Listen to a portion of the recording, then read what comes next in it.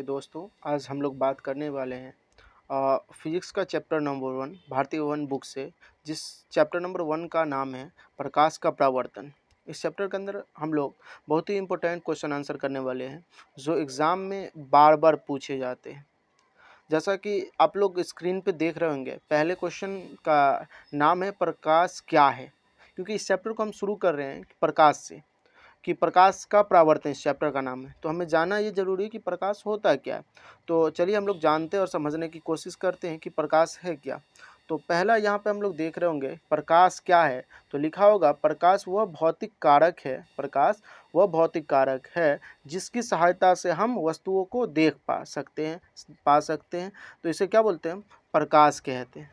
प्रकाश वह भौतिक कारक है जिसकी सहायता से हम वस्तुओं को देख सकते हैं, उसे क्या बोलते हैं? हम प्रकाश कहते हैं। ठीक, आगे बढ़ें तो कि उसके आगे बताया जा रहा है कि प्रकाश के स्रोत किसे कहते हैं, और प्रकाश के स्रोत किसे कहते हैं, यह कितने प्रकार के होते हैं।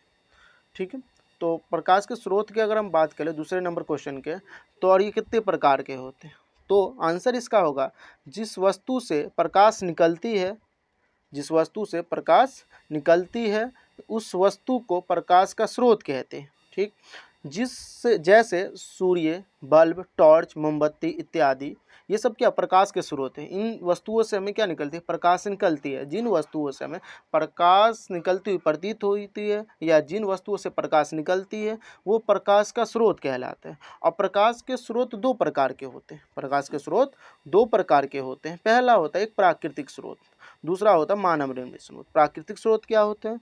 जो स्रोत, जिन स्रोतों से हमें प्रकाश प्राप्त होती है, वो स्रोत जो प्राकृतिक रूप से हमें प्राप्त हुआ, जैसे सूर्य, चांद, है ना, तारे, इन सब क्या है? प्राकृतिक स्रोत हैं। अगर मानव निर्मित की बात करें तो मानव निर्मित में क्या सब आते हैं? मानव निर्मित में जैसे हम लोग टॉर्च यूज़ करते हैं ना, लालटेन यूज़ करते हैं, बल्ब यूज़ करते हैं, ये सब हमारे प्राकृतिक स्रोत, मानव निर्मित स्रोत कहलाते हैं। ठीक है, इसी तरह से आगे उसके नीचे लिखा हुआ है कि किरणपुंज किसे कहते हैं? किरणपुंज किसे कहते हैं और यह कितने प्रकार के होते हैं? चलिए हम लोग समझने की कोशिश करते हैं किरणपुंज किसे कहते हैं और ये कितने प्रकार के होते हैं। ठीक है, तो किरणों के समूह को किरणपुंज कहते हैं। किरणों के समूह को किरणपुंज कहते हैं। अब किरणों का समूह क्या होती है? तो जिन वस्तुओं से किरणों का एक पूरा समूह निकलता है, जहाँ एक किरण ना होकर अनेक सारी किरणें आती हैं जिन वस्तुओं से, वो क्या कहलाते हैं? वो सभी किरणपुंज मिलकर उसका किरणों का समूह क्या कहलाएगा? किरणपुंज कहलाएगा। अब ये किरणपुंज कितने प्रकार के होते हैं? तो आपको दिख रहे होंगे 3 प्रकार के होते हैं। किरणपुंज के मुख्यतः 3 प्रकार होते हैं। कौन कौन से? एक होता है अपसारी किरणपुंज, दूसरा होता है समांतर किरणपुंज, तीसरा होता है अभिसारी किरणपुंज। और हम बात करें अपसारी किरणपुंज क्या होता है, समांतर किरणपुंज क्या होता है और अभिसारी किरणपुंज क्या होता है। अपसारी किरणपुंज क्या होती है? जब किसी वस्तु से, है ना, प्रकाश निकलती है और है ना, और एक जगह पर आके अनेक सारी प्रकाश की किरणें मिल जाती है, तो उस किरणपुंज को क्या बोलते हैं? प्रकाश अपसारी किरणपुंज कहते हैं। इसी तरह से समांतर किरणपुंज क्या आती है? अनेक सारी प्रकाश स्रोत एक दूसरे के लाइनिंग में चलती है, यानी एक सारी, जैसे एक दूसरे के लाइनिंग में प्रकाश की किरणें जब चले तो क्या कहलाएगा? समांतर किरणपुंज कहलाएगा। अगला अभिसारी किरणपुंज क्या होता है? तो अभिसारी किरणपुंज के बारे में अगर हम समझना चाहें तो इस तरह समझ सकते हैं कि जब कोई वस्तु हो, ठीक, कोई वस्तु रखी हो और उससे दूर से अनेक सारी किरणें उस पर डाली जाए, अनेक सारी किरणें एक जगह पे फोकसित किया जाए, तो उस प्रकार की किरण पुंजों को हम क्या बोलेंगे? अभिसारी किरण पुंज कहते हैं। ठीक है, इसी तरह से इसका अगला क्वेश्चन बहुत इंपॉर्टेंट, जो एग्जाम से बार बार एग्जाम में पूछा जाता है, उस क्वेश्चन का इंपॉर्टेंट है। ठीक है, ये क्वेश्चन नंबर 4 हम लोग देख रहे हैं। ठीक, इस 4 नंबर क्वेश्चन के अंदर देखिए, पहला बहुत ही वीवीआई क्वेश्चन है। ठीक है, क्वेश्चन का नाम है प्रकाश का परावर्तन। ठीक है, चैप्टर भी हम लोग पढ़ रहे हैं प्रकाश का परावर्तन किसे कहते हैं। ये क्वेश्चन एग्जाम से पॉइंट ऑफ व्यू से बहुत ही इंपॉर्टेंट है। चलिए इसको हम लोग समझते हैं कैसे, क्या है इसका डिफिनेशन, पढ़ते हैं और समझने की कोशिश करते हैं। ठीक, तो क्या लिखा है? आंसर है जब प्रकाश एक माध्यम से किसी वस्तु से टकराकर उसी माध्यम में वापस लौटने की क्रिया को प्रकाश का परावर्तन कहते हैं। क्या बोला गया? जब प्रकाश एक माध्यम से निकलकर दूसरे वस्तु से टकराकर फिर उसी माध्यम में वापस लौटती है तो क्या कहलाता है? प्रकाश का परावर्तन कहलाता है। प्रकाश के परावर्तन कैसे समझे? अगर कोई वस्तु यहाँ रखी हुई है, ठीक, और यहाँ से हम क्या कर रहे हैं? इस पर टॉर्च मार रहे हैं। क्या कर रहे हैं? यहाँ पे टॉर्च मार रहे हैं। टॉर्च मारने पर जिस माध्यम में हम यहाँ इस माध्यम में करें और टॉर्च मार रहे, फिर वो प्रकाश उसी माध्यम से फिर उसमें टकराने के बाद वापस लौट जाए। अच्छा, जब टकराएगा प्रकाश तो क्या होगा? प्रकाश वहाँ टकराएगा तो वापस लौट रहा है, यानी वो जो पदार्थ है, जिस पदार्थ पर टकरा रहा है, जिस पदार्थ पर ये टकरा रहा है, वो पदार्थ है कैसा? तो वो पदार्थ होगा कैसा? अपारदर्शी। कैसा पदार्थ होगा? अपारदर्शी। ऐसा क्यों? क्योंकि जब अपारदर्शी, पारदर्शी और प्रभासी होते हैं ना, तो पारदर्शी पदार्थ क्या होता है? ऐसा पदार्थ जिनसे प्रकाश जो है आर पार ना जा सके, उस प्रकार के पदार्थ को क्या बोलते हैं? अपारदर्शी पदार्थ कहते हैं। ठीक, अब देखो, अपारदर्शी पदार्थ होने से क्या होता है कि जब इस पर पड़ेगा तो प्रकाश तो बाहर जाएगा नहीं, तो प्रकाश फिर क्या होगा? उसी माध्यम में यहाँ लौट के चला आएगा। जब प्रकाश उस दूसरे माध्यम से टकराकर फिर उसी माध्यम में लौट जाता है तो इस क्रिया को क्या बोलते हैं? प्रकाश का परावर्तन कहते हैं। मैं आशा करता हूँ कि आप लोग अच्छी तरह समझ गए होंगे। ठीक है, इससे अगला हम लोग बढ़ते हैं। तो इससे अगला क्या है और समझने की कोशिश करते हैं। क्वेश्चन नंबर 5 ये भी बहुत इंपॉर्टेंट एग्जाम पैटर्न पे, ठीक है, इंपॉर्टेंट है और इसको समझने की कोशिश करते हैं। देख रहे होंगे आप लोग, पढ़ रहे होंगे क्वेश्चन नंबर 5 के अंदर कि प्रकाश के परावर्तन के कितने नियम हैं, क्योंकि जब प्रकाश टकरा रहा है तो कुछ नियमों का पालन करके ही वापस लौटते होंगे। चलिए आइए हम इसको समझने की कोशिश करते हैं। ठीक है, लिखा है प्रकाश के परावर्तन के कितने नियम हैं। तो प्रकाश के परावर्तन के मुख्यतः 2 नियम। कितने नियम है? प्रकाश के परावर्तन के मुख्यतः 2 नियम है। वो कौन कौन से नियम है इसको समझने की कोशिश करते हैं। ठीक, पहला नियम क्या लिखा है? आपतन कोण परावर्तन कोण के बराबर होता है। ये क्या होता है? आपतन कोण क्या होता है? परावर्तन कोण क्या होता है? इसको समझते हैं हम लोग फिगर के हिसाब से। आपतन कोण क्या है? कोई सतह है, ठीक, यहाँ कोई वस्तु रखी है, ठीक है, और ये प्रकाश यहाँ से पड़ती है, ठीक है, और जब प्रकाश पड़ेगी यहाँ से पड़े, उसी माध्यम में पड़ने के बाद क्या होगा? वो वापस उसी माध्यम में लेकिन अलग कोण बनाकर लौट जाती है। जहाँ पे प्रकाश पड़ी और क्या हुई? यहाँ पे प्रकाश दिख रहा होगा आप लोगों को, प्रकाश यहाँ पड़ता, ठीक, और फिर उसी माध्यम में क्या होता है? अगले माध्यम में उसी माध्यम में लौटता है। देखो, जब प्रकाश पड़ता है, जो किरण आ रही है, ये किरण आ रही है, देख रहे होंगे आप लोग, ये किरण आ रही है, तो आने वाली जो किरणें होती है उसे क्या बोलते हैं? आपतित किरण। क्या बोलते हैं?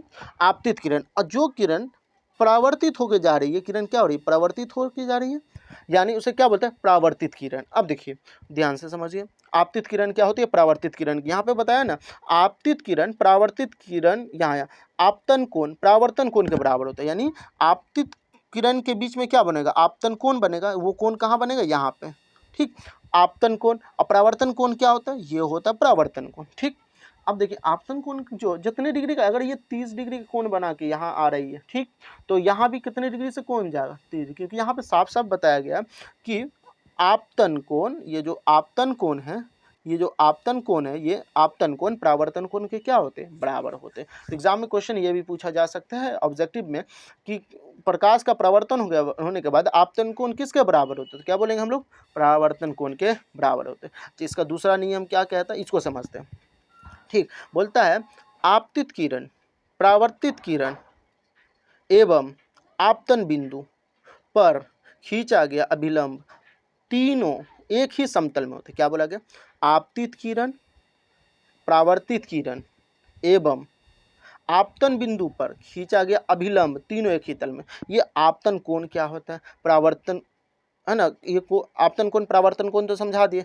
आपतित किरण भी अभी हमने आपको समझाया, परावर्तित किरण भी हमने समझाया। अब आपतन बिंदु क्या होता है इसको समझते हैं। ठीक, इसको समझने के लिए सबसे पहले हम लोग इसको इरेज करते हैं, ठीक, और समझने की कोशिश करते हैं ये क्या होता है। ठीक है, आइए हम लोग समझते हैं एक चित्र के जरिए, ज़्यादा समझ में आएगा। चलिए स्टार्ट करते हैं। हाँ, देखिए, आपतन कोण को समझने के लिए हमें पहले एक फिगर लेते हैं और हम लोग समझते हैं। तो ये क्या है? एक ले लिए है ना, ये समतल सतह ले लिए। ठीक, अब क्या करना है? इस पे करना ये है कि एक क्या बोल रहे हैं? आपतित किरण, आपतित किरण लेते हैं, आपतित किरण ये हो गया आपतित किरण, ठीक। अब आपतित किरण अब जिस बिंदु पर आया वो आपतन बिंदु, इस बिंदु पे पड़ा ना, तो इसका नाम क्या बोलेंगे, आपतन बिंदु। क्या बोलेंगे, आपतन बिंदु। अब आपतन बिंदु पे पड़ने के बाद क्या होगी, वो किरण लौटेगी, तो इधर लौटेगी, है ना, आपतित। अब इसको बोलते हैं क्या, आपतित। क्या बोलते हैं, आपतित, है ना। क्या बोलते हैं हम लोग, आपतित किरण, ठीक। समझने की कोशिश कीजिए, आपतित किरण, ठीक। अब हो गया, और इसको क्या बोलते हैं, परावर्तित किरण, ठीक। उसके बाद है, अब ये आपतन बिंदु हो गया, तो यहीं पे बोला गया आपतित किरण, परावर्तित किरण एवं आपतन बिंदु पर खींचा गया अभिलंब। ये अभिलंब क्या होता है, देखिए, आपतन बिंदु पर खींचा गया अभिलंब से क्या मतलब है कि देखिए, अभिलंब ये होता है ऐसे, जब जिस बिंदु अभिलंब यहाँ से, सॉरी, अब यहाँ अभिलंब यहाँ आएगा, ठीक है, और ये आएगा, ठीक है, सीधा आएगा। एक मिनट आपको हम समझाते हैं, इसको मिटाने दीजिए, ठीक है, और इसको समझिए, अभिलंब कहाँ पड़ेगा, इसके लिए यहाँ से ऐसे समझते हैं, ठीक है। अब ये इसको बोलते हैं अभिलंब। क्या बोलते हैं, अभिलंब। क्या बोलते हैं, अभिलंब, ठीक। अभिलंब हो गया। अब यही क्वेश्चन यहाँ पे बोला गया है, आपतित किरण, परावर्तित किरण एवं आपतन बिंदु पर खींचा गया अभिलंब तीनों एक ही समतल में होते हैं। तो कैसे बोलिएगा आप लोग, अगर एग्जाम में आप लोगों से क्वेश्चन पूछा जाए कि बताइए कि प्रकाश के परावर्तन के कितने नियम हैं, तो हम बोलेंगे, आप लोग आराम से लिख सकते हैं कितने नियम है, प्रकाश के परावर्तन के 2 नियम। पहला नियम यह है कि जो आपतित किरण होती है, है ना, आपतन कोण जो होता है वो परावर्तन कोण के क्या होती है, बराबर होते हैं। आपतन कोण परावर्तन कोण के क्या होते हैं, बराबर होते हैं। क्या होते हैं, बराबर होते हैं, ठीक। दूसरा हम पढ़ सकते हैं, क्या बोला जाएगा कि, अब ध्यान से समझिए, ठीक।